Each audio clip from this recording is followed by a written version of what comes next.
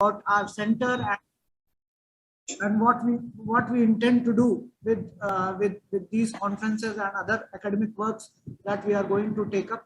So as you all know that Nalanda has been working since last 9 years, has been training our students to go for quality higher education in India and abroad.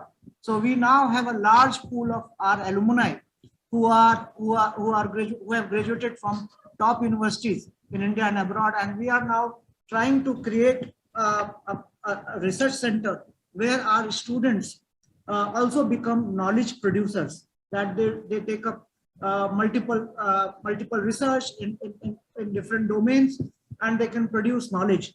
So we started this center last year, and we are trying to build up a network of research scholars from our community, from marginalized background, so that they are also able to produce knowledge in areas that empowers our community. So towards this, we are trying to organize several conferences in this chain. This is our first academic conference. So I will just give you a brief schedule of the today's session, and then I will introduce Renu sir, and then we can start the lecture. So to begin with, as you know that this is a 2 days conference. So we will be having 4 to 5 sessions every day on both days. So on the first day, we are about to have our first session now, where Renukumar sir will deliver a lecture on great Ayyankali, a leader whom we admire a lot, whose influence is actually growing now. Now many people like us who are not from South India are getting aware of his works and his life and his struggle. So it will be an honor and pleasure to have Renukumar sir today to deliver a lecture on great Ayyankali. And the second session will be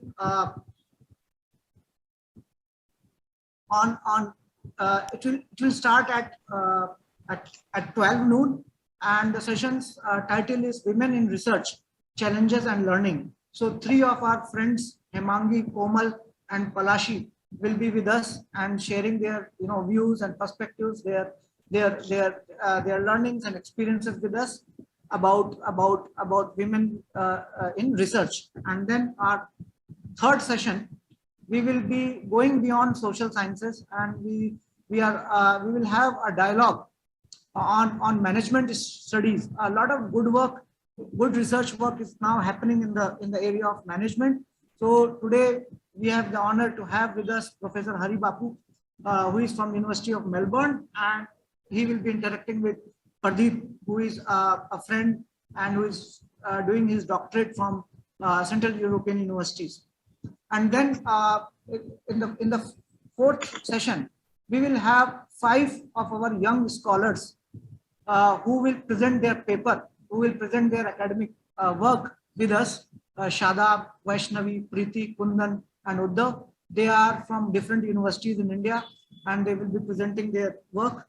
And the final session we will have on what are the epistemic challenges of conducting research, because this is an area where we want our students to really get into it and to understand the nuances of the research. So we will have Professor Bodhi from Tata Institute of Social Sciences, Mumbai, in dialogue with our friend Ravikant. So these are the 5 sessions that we have planned, and all these sessions will be hosted on YouTube live. So this is the day 1 schedule. I hope that our audience will enjoy these sessions and participate, and also you can ask questions. So whatever questions you have, please put it on the YouTube chat. We have our moderators there. They will send us the questions, and we will direct those questions to our speakers. So let's start our first session. So we have with us Renukumar sir. He's a great poet, writer, and he in 2019-20 he received Kerala Sahitya Award, and he has also written a biography on great Ayyankali. So we thought that it will be a great tribute towards the memories and of Ayyankali to have Renukumar sir with us, and he will tell us more about our great leader. So I welcome Renukumar sir. I'm so happy to have you, sir, and thank you for agreeing to come to our platform. Over to you now, sir. Hello, everybody. Can you hear me? Am I audible? Yes, sir. Yes, sir. You are. Yes. I'm very happy to be here with all of you. Good morning, all. Jai Bhim, all students, teachers, and my dear friends. First of all, I must thank to Samyak Interdisciplinary Research Center, Nalanda Academy, for inviting me to this important conference on Ayyankali the Great. It is a great privilege to me to have a talk on Ayyankali, the greatest social reformer of Kerala in the last century. We all know that in every part of India, we have social reformers who have fought for the civil rights of the downtrodden people and democratized the whole society. But except a few, many of them are lesser known or unknown beyond their states due to language barriers. I think conference like this will helpful to overcome such barriers to a certain extent. In this context, the endeavor of Nalanda Academy become relevant and appreciable. I will be happy if I could add something more on Ayyankali that you already know. So let me come to my topic. In my talk, I would like to give a minimum idea about Ayyankali by explaining his life, interventions, and perspectives.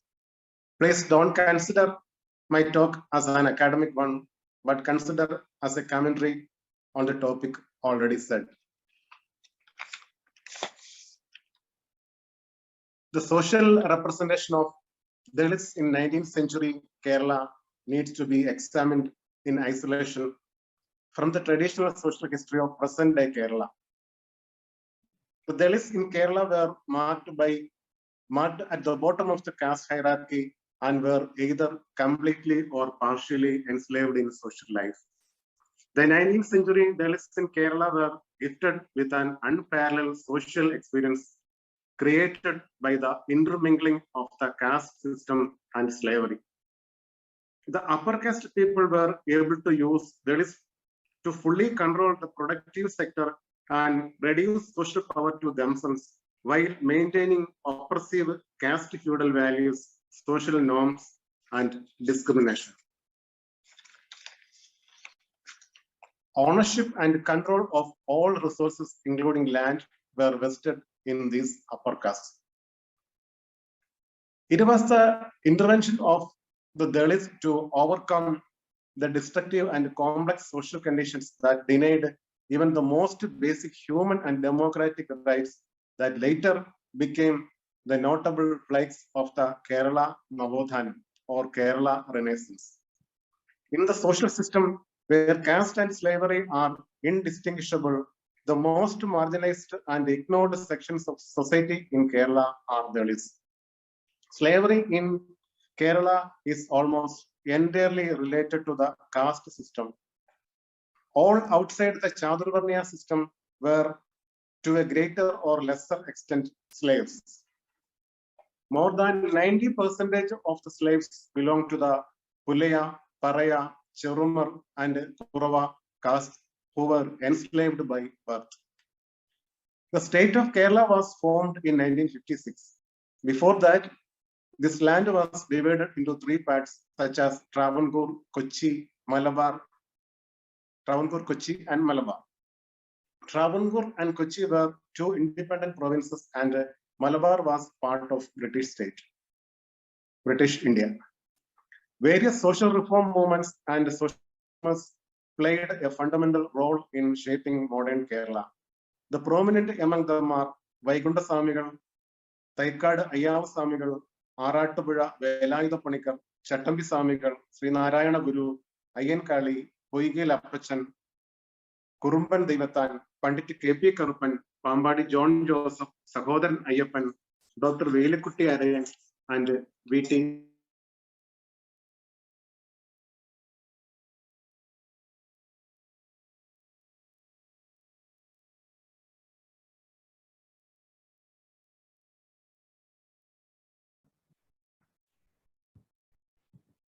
Construction of modern Kerala society and the social progress of the Dalits in the state is unique.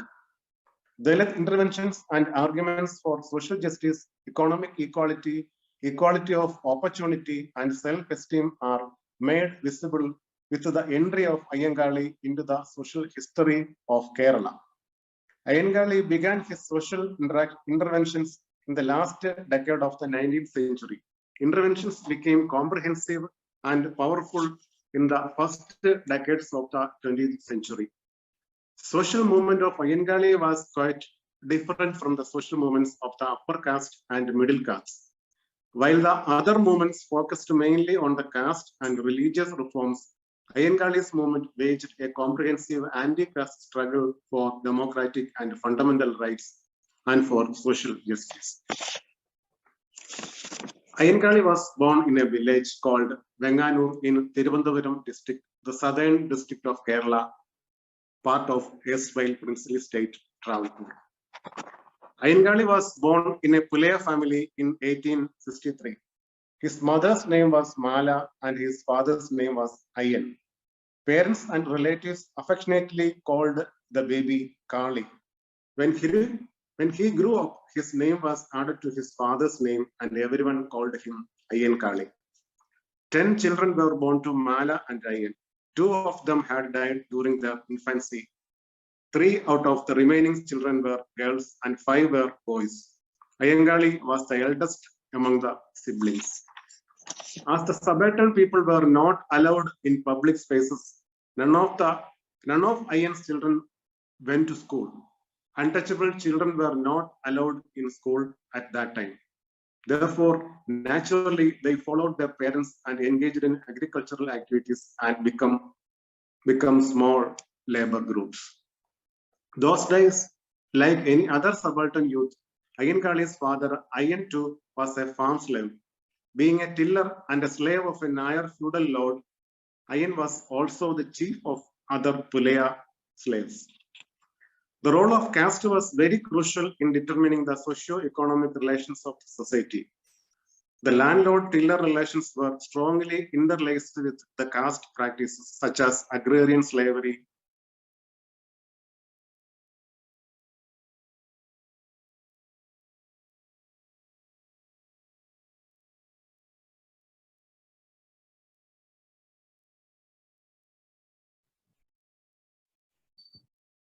I think age. Shortly, Kali became favorite and immensely popular among his peers. When Kali grew up, his father Ayyan began to accompany him to work in the paddy fields. In lieu of education, the young Kali began learning the lessons of farming. With the involvements in the farming activities, the muscles of Kali became rigid and he subsequently became strong and healthy. The stoic walk with his head held high, above average height, unwavering looks made him stand out in the crowd. As a child, Kali could not adapt to anything that he did not yield to his own thinking and intellect. Although Kali complained to the elders of his caste about the inhuman behavior from the caste hymns, they did not take it seriously. In turn, they scolded Kali for not following the dictum of untouchability and for being defiant. When his self-esteem was hurt, Kali could not help sans thinking about the reasons behind the Pulaya children being marginalized this way. As Kali got older, this thought grew stronger. He shared his thoughts and anxieties with his peer. At first, many did not believe what he was saying, but gradually, to favor Kali, his words and interpretations in the light of personal experience made them rise to up to a different identity or realization constantly. It did not take Kali long to be the leader among his peer groups. Reposing absolute faith in Kali, these children of the same group rallied around him left and right. The number of kids in Kali's little gang increased like never before. They started moving in groups and began reacting when the upper caste members who misbehaved with them. Arguments and clashes had changed the image of Kali as a rebel and disobedient right from his adolescence. But those who belonged to his community gave respect to him and called him as Urpillai, means local prince, to recognizing his leadership qualities and dynamism. When Kali and his group began reacting to every injustice they could spot, as if it was natural, the upper caste members, various forms of dominations became shaky. Kali professed and believed in the dictum that self-esteem, justice, and equality could not be achieved without social conflict. He realized that along with the mind, body also to be energized and prepared to encounter the Savarna domination. Ayyankali and his team practiced the basics of wrestling, martial arts, etc. at night by accepting and practicing the disciples of masters brought from elsewhere. Thus, under his leadership, Ayyankali nurtured and groomed a group of young people who could face social evils, caste oppression, and denial of opportunity with a firm hand. The group created by him in later years were popularly known as Ayyankali Pada, means Ayyankali Falls. The group would land up in a sudden wherever caste feuds reared its ugly head. After surpassing childhood and adolescence, Ayyankali entered into the live wire youth. It was during this time that Ayyankali became acquainted with the seer Thaikad Ayav Sami. Even while choosing the spiritual path for the cause of social inequalities, he openly opposed the immortalities existed in Hindu society. His acquaintance and communications with the Swami further strengthened Ayyankali's mental discourse to fight against untouchability and injustice. Ayyankali became undisputed leader of untouchable youths. It was during this time that he got married. In 1888, when he was 25 years old, Ayyankali married a woman named Chellamma. The couple had six boys and a girl born. 2 out of these children died at young. Of the different freedom struggles headed by Ayyankali for the fundamental and democratic rights of the downtrodden people, the first one was Villuvandi Yatra. Villuvandi Yatra means travel in bullock cart. Villuvandi is different from typical bullock cart. It is the modernized version of bullock cart used by upper caste people for traveling. During those days, untouchables were not allowed to even walk through the public roads. Ayyankali's historic bullock cart ride through public road was happened in 1893. Wearing a white half-sleeve banian and dhoti, wrapping a towel around his head and keeping a dagger around his waist, Ayyankali daringly entered into the public road on his Villuvandi. Extending all kinds of support to the journey, a group of supporters were following Ayyankali, walking and running behind the Villuvandi. Seeing the Villuvandi with the chiming of the bells tied on the necks of the bulls, and Ayyankali standing on it, with his head held high, approaching through the public space where the footprints of the untouchables had never been spotted. The feudal caste Hindus of Benganur got upset. They alarmed to see an unauthorized carriage where the man dressed in unauthorized dress code and traveling on a forbidden road. Nevertheless, they got together instantaneously and began to interrupt the journey. Though in many places his travel was interrupted by caste Hindus, Ayyankali moved ahead by pulling his dagger out and giving a war cry, "Stop if you can." In different places, caste Hindus gathered together and attacked Ayyankali and his men. But he and his men never kept a single step backward. With a dagger in hand, Ayyankali leapt from the carriage and confronted the attackers. During the clashes, many were injured and fall down from both sides. Though many got hurt during the violence, eventually the withdrawal of caste Hindu brigade made the cadres of the Ayyankali camp excited. Villuvandi Yatra of Ayyankali was a great victory over caste Hindus and their denial of democratic rights to subaltern people to use public roads. Ayyankali not only was riding with his companions to the public streets of Vengaur, but also he was riding the Villuvandi to history. Struggles for educational rights. Ayyankali's struggles for educational rights. Along with the struggles for freedom of using public roads, Ayyankali also worked tirelessly for the right to education of untouchables. Ayyankali realized that capacity and growth of community was as inextricably linked with education as it was with the landlord. He made the cadre conscious all the time, and freedom of education is a democratic right, must be won and protected, and that it requires social defenses, struggles, and confrontation beyond mere petitions. A good percentage of Ayyankali's early activities were associated with the school entry agitation. As a part of their exclusion from the public spaces, the upper caste government denied the untouchables freedom of education along with various other liberties. Ayyankali formed the Sadhujana Paripalana Sangam, an organization for the poor people, in 1907 to strengthen the struggles for the freedom, protection, and the resurrection of various untouchable castes whose public space were alienated due to the social evil of untouchability.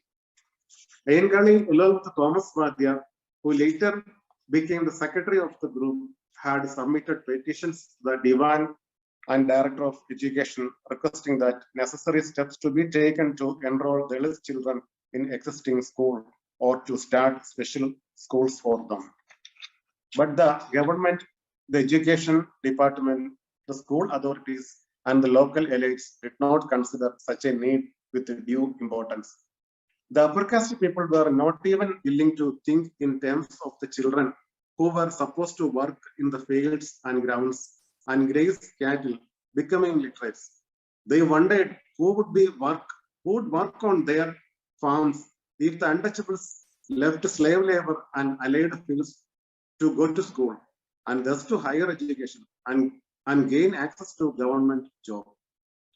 But Ayyankali, along with his associates, built the first school for Dalits, built with bamboos and thatched roof.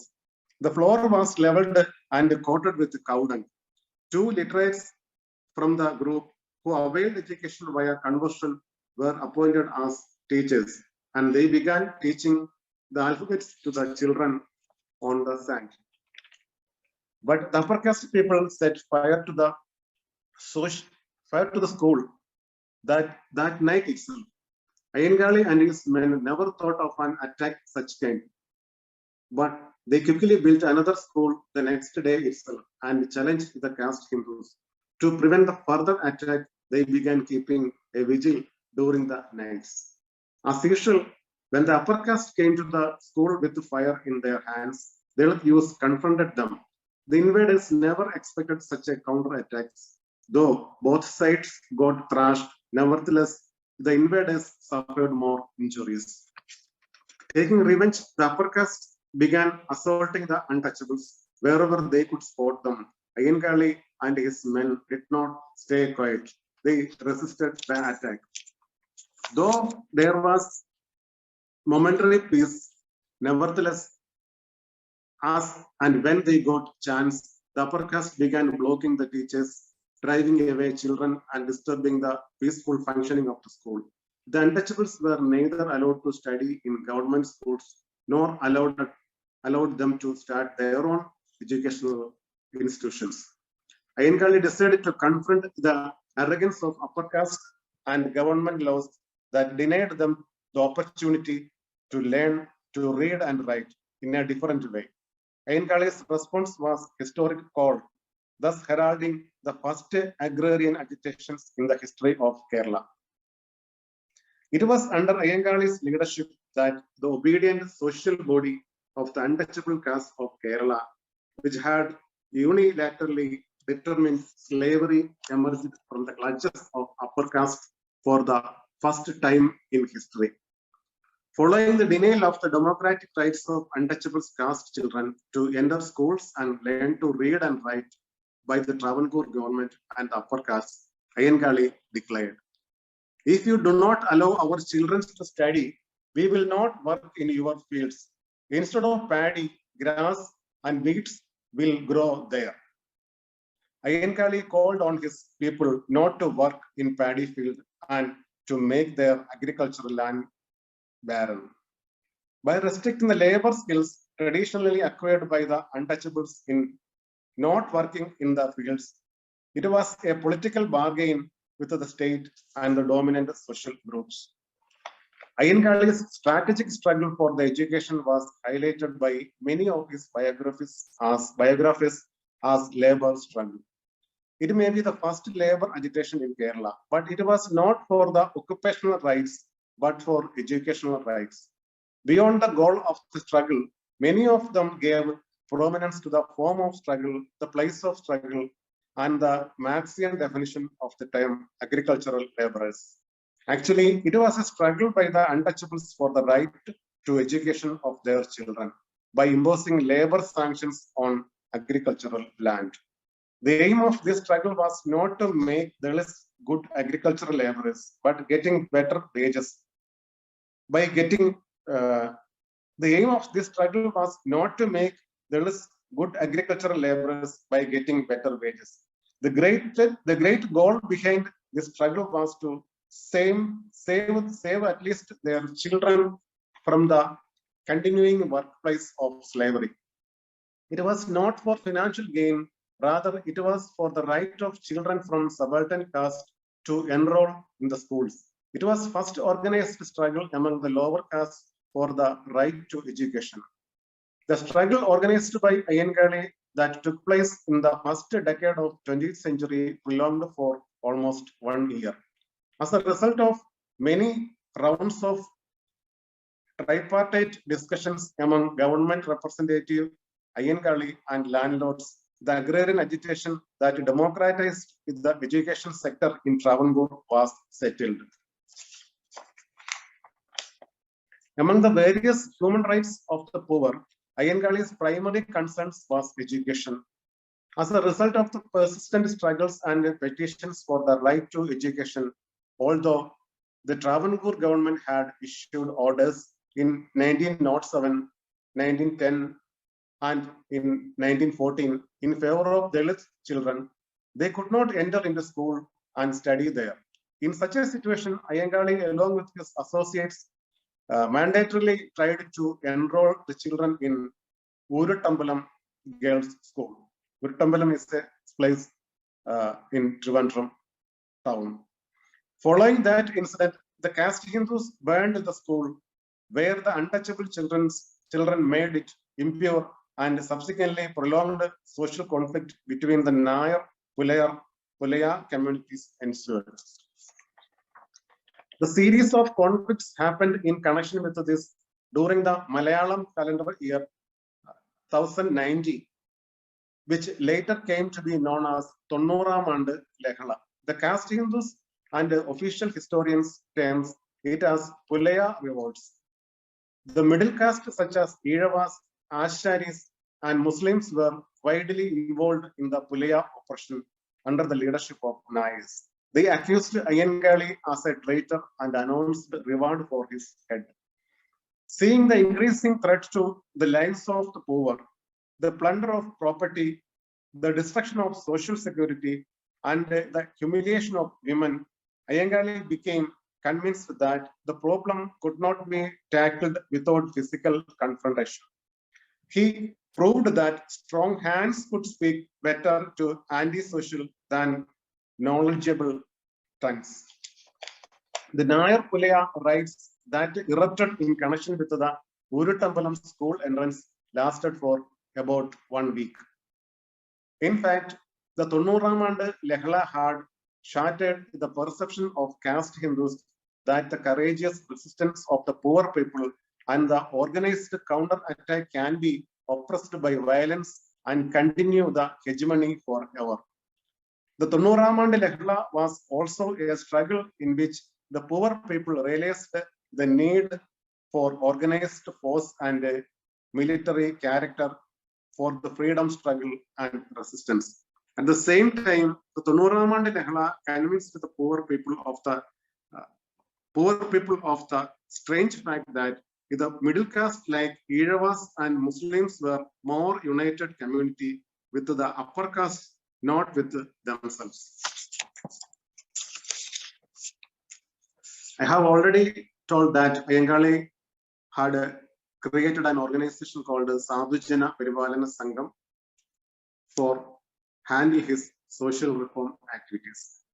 The attitudes of state and upper caste towards the human rights struggle waged by the untouchables were anti-democratic and inhuman.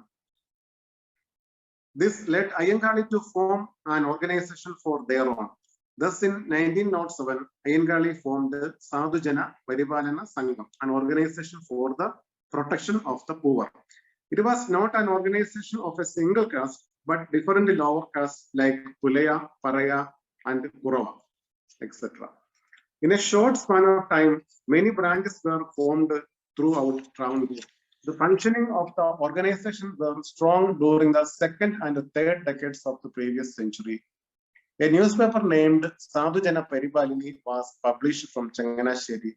Sadhujana Parivalana Sangam was the next big organization in those days in Travancore after Sri Narayana Dharma Parivalana Sangam. You will be knowing the SNDP organization.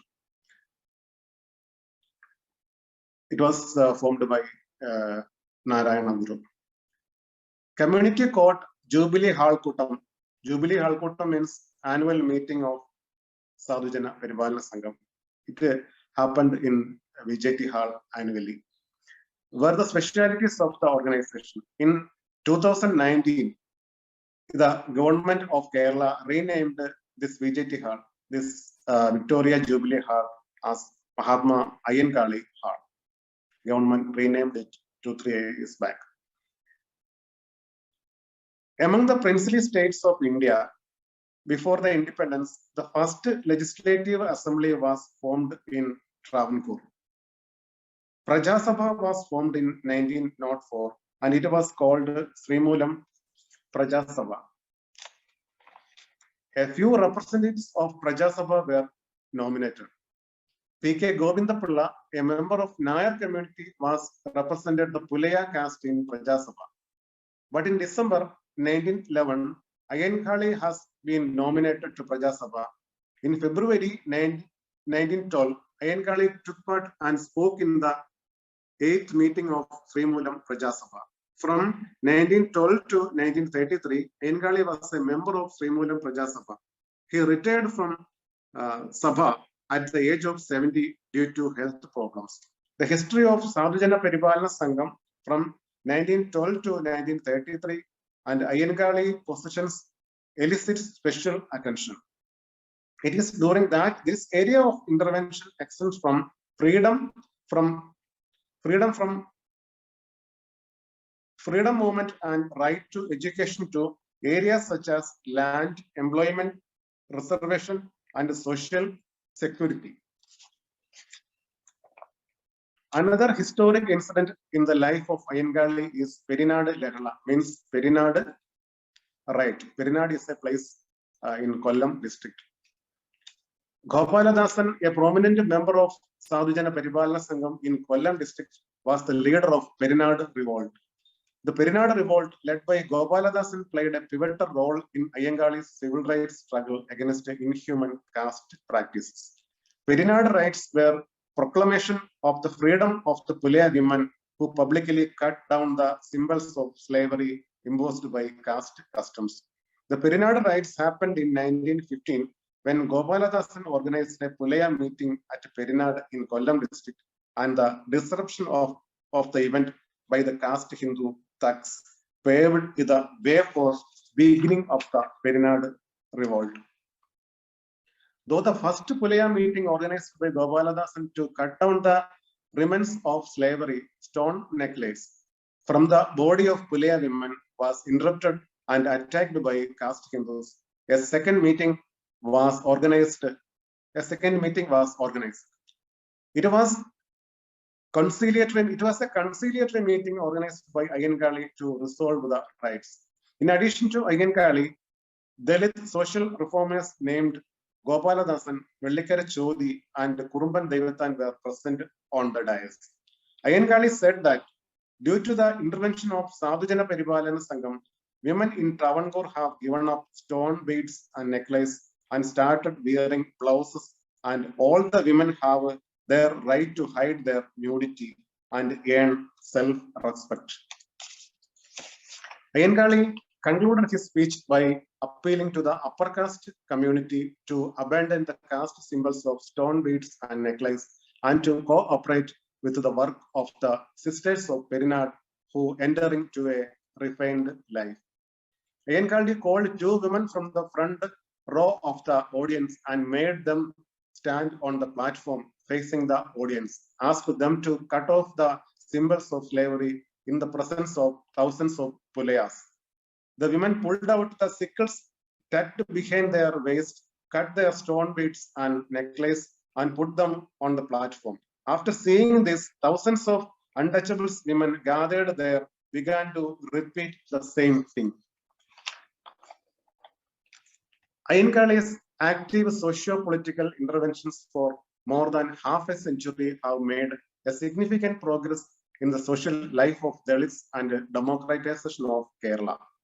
In 1933, Ayyankali retired from the Srimulam Prajasabha due to health problems. Even before the Sadhujana Paribalana Sangam began to face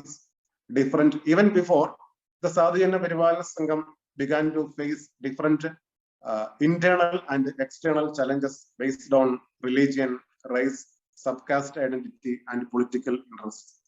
The Act of Travancore government retaining the Prajasabha membership on a caste-centric basis adversely affected the existence of Sadhujana Paribalana Sangam, which was a caste secular movement.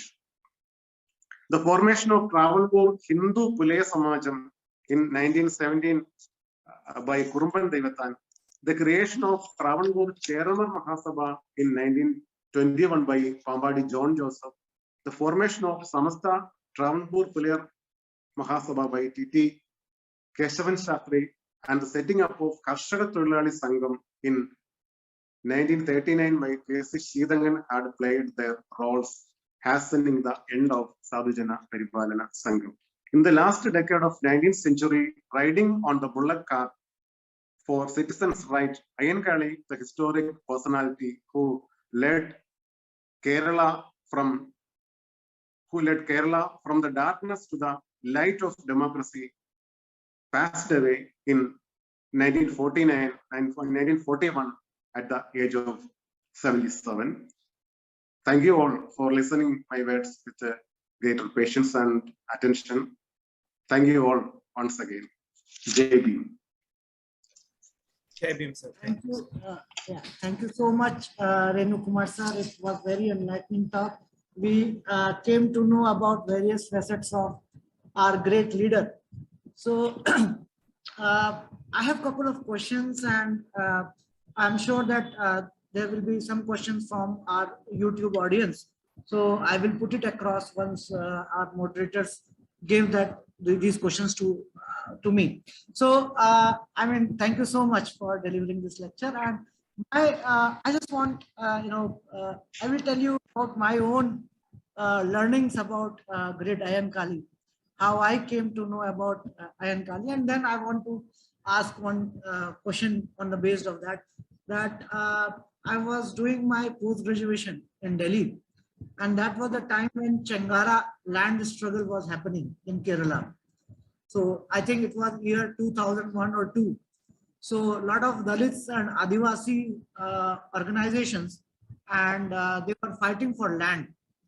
So that was the first time when I came to know about Great Ayyankali, and also about the hollowness of the Kerala model of development. Because growing up, we have always admired Kerala as one of the most literate state, one of the most developed state, and one of the states where caste is, I come from a North India. So for us, caste is everywhere. Caste is so apparent, so open, right? So, but we have this notion that in Kerala, such is not the case. But once I got exposed to Chengara land struggle, I came in touch with several activists, and then this whole history of that Kerala has a slavery till last century, right? And one of the worst form of untouchability, right? And the landlessness of Dalits and Adivasis. So and when we read history books, our modern India textbooks, we are not, nobody tells us about these things.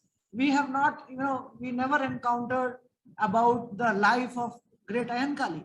All of us have studied about social reform movement in 19th century India. So it starts with Raja Ram Mohan Roy and ends up with Gandhi, right? Vivekanand Gandhi. So there's a complete absence of the struggles and the movement of untouchables in Kerala. And so when I started reading about Ayyankali, I was amazed that he was one of the first leaders to organize and agricultural laborers. So he worked for women rights. He worked in the field of education. So he is one of the stalwarts of late 19th and 20th century. Unfortunately, not many of us are aware about his life and struggles. So my question is very simple, that in academia, I come across many Malayali scholars. They talk about everything under the sun, but I have, why this silence on Ayyankali, right? Despite Kerala being propagated as a model state, as a state where caste is, nobody knows about caste of others, something like that. I've always grown up listening to these stories that caste is in UP, caste is in Bihar, but in Kerala this is not the case. So why is it so that there has been this huge silence or invisibilization of Ayyankali? And I'm sure there might be many other leaders whom we are not aware of, right? So my question is this to you, sir: why and how this has happened? Nice question, sir. What you said is very correct and very relevant, I think. My explanation is that in my paper, I told that Ayyankali was passed away in 1941. But his first biography was released in Kerala, in Malayalam, by T.H.P. Chandarasheri in the year 1979.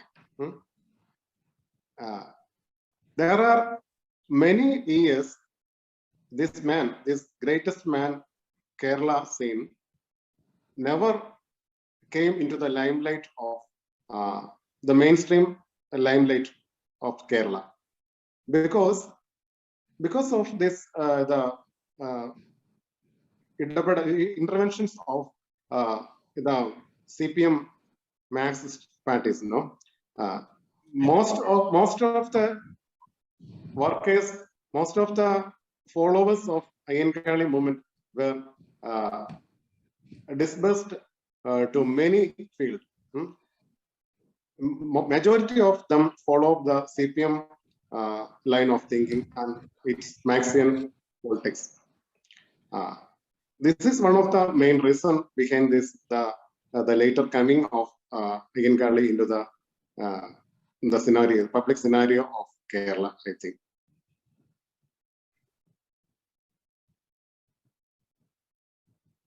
Right, sir. Ravi, do you want to add something? No, sir. I had a small question, very much on the lines of what Anup Bhai was also asking. We see that in the second half of the 19th century and early 20th century, there are many leaders in different parts of India, or so many of our leaders who have fought for education and social justice and civil rights. So is there, do you see their struggles kind of connecting, or is there a kind of overlap that you see between these, like there's Ayyankali in Kerala, of course Jyotiba Phule and Savitribai Phule in Maharashtra. In West Bengal, there are the Gaur Prasad and the Matua sect, which was also very much preoccupied with education and civil rights in that sense. So they are all more or less happening around at the same time, but we don't see them as a interconnected history. Do you think that there is some kind of sense in connecting these histories, or should we see them in a different light, or what are your thoughts on that? I think the situation is, Kerala situation is very different from the other places of India. You can see that in the the first decade of 90s in Kerala, Ayyankali was struggling to get admission in schools for his children. That time, you may be knowing that our great B.R. Ambedkar was studying for his PhD in United States of America. Sometimes in Kerala, the average socio-economic development of a citizen or Dalits in Kerala is relatively better than that of than the counterparts of the other Dalit citizens in the rest of the India. This paradoxical situation is very relevant compared to this kind of life. You can see a landlord in other part of India except in Kerala. We can see a businessman in other part of India except in Kerala. But the relative betterment of a Kerala citizen, a Dalit man, is maybe better than that of other Dalit people in other states of India. This is my explanation, sir. Thank you, sir. There is another question from YouTube. One of our audience has asked this question. What is the relationship of Ayyankali with other leaders of his time, like Narayan Guru, Periyar, or Ayodhya? Was there a possibility of Bahujan unity at that time? I think Ayyankali had some good relations with these great people. But if we go through the biography of Ayyankali, in Ayyankali's biographies, we can have some instant of relations between them. But if, for example, if we search in Ayyankali's biography, the role of Narayana Guru in his biography is very prominent. But if we go through the biography of Sri Narayana Guru, we can see very little observations about Ayyankali in this. I think according to me, their relation was not that kind of equality was there, I think. Right. So there was this, difference. So others have not, referenced him much, but he has, plenty of. In his life there were a lot of references of other social leaders. So then see, a lot of our young students have joined today, and they want to read about Ayyankali. So one of the students has this question: is his biography available in English? Actually, in my knowledge, it is not available right now. Some texts are available, I think so. I don't know. Yes. But one thing I have to tell, yeah, I have written a biography of Ayyankali in Malayalam, and it is in under translation. I think it will come out in English very shortly, I think. That will be great, sir. I mean, we all will love to read, the life of Ayyankali. So thank you so much for this effort, and we all are looking forward for the book to come. So then there is, of course, this is a related question. How do we promote the life and the works of Ayyankali in other part of India? I mean, beyond Kerala, how do we, what we should do? I think via translation only we can spread the ideas and life of Ayyankali to other people, especially Dalit people in other part of India. Via translation into English, we can first translate into English, then into other regional languages. We can do that, I think. Related to this, there is this question that is the state helping, like in Maharashtra, there is a separate department. The government has put a budget to publish the translation of Ambedkar's works. Translation and Dr. Ambedkar's writing, and which has actually helped us a lot, because we get his volumes in Hindi, we get his volumes in English and in other regional languages. Has any similar effort been taken in Kerala regarding Ayyankali's life and works? So far, I don't have any information about this kind of project. But 2-3 years back, I had told you in the talk that the name of VJT Hall, Victoria Memorial Hall, name has been changed to this in the name of Mahatma Ayyankali. To a certain extent, it is a great thing. But there are people in Kerala have different opinion even about this. But so far, I didn't have any information about this kind of promoting Ayyankali. But in their write-ups, in their speeches, they include the contribution of Ayyankali along with the Marxian and Marxian thoughts and all. Okay. And how do Marxists see Ayyankali? I mean, this is my question. I'm very curious to know how our comrades view the life and struggle of Ayyankali. Nowadays, the Marxists in Kerala accept the ideas of Ayyankali to a certain extent, I think. Even in their party conferences, we can see the photos and flags of Ayyankali there, Ayyankali, Poigela Pachan. We can see there. There's a lot of change is happening. Sometimes it may be to absorb the feel of downtrodden people, to have them, to collect along with them. No? But earlier it was not. They didn't understand the teachings, thoughts of Ayyankali. That's why after his death, for a long period, he has been sidelined in the darkness of Kerala history, I think. But nowadays they are coming out and they are realizing the importance of Ayyankali and Poigela Pachan, Pambadi, John Joseph, and a few others. Thank you so much, Renukumar sir. It was really great to have you. We are now at the end of our first session.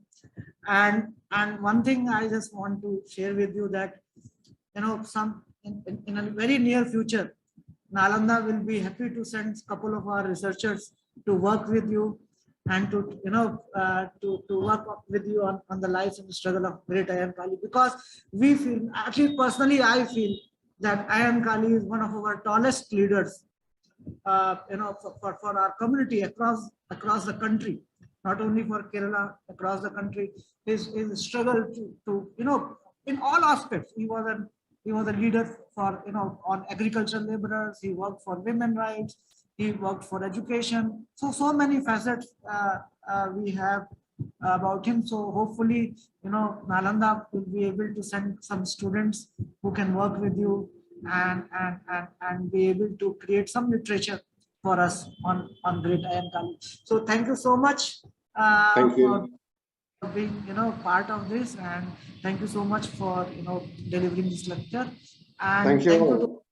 Thank you all. I am very happy to have a time with you. Wonderful time with you. Thank you all. JB. Jai Bhim, sir. Jai Bhim, sir. So thank you so much to all audience also. So we in couple of minutes, in I think 5 minutes, we will start our second session. We will have our panelist Komal Rajak, Palashi, and Hemangi with us, and the session will be moderated by our friend Durga. So please be with us, and we are going to start our second session shortly. Thank you so much, Renukumar sir. Thank you. Thank you.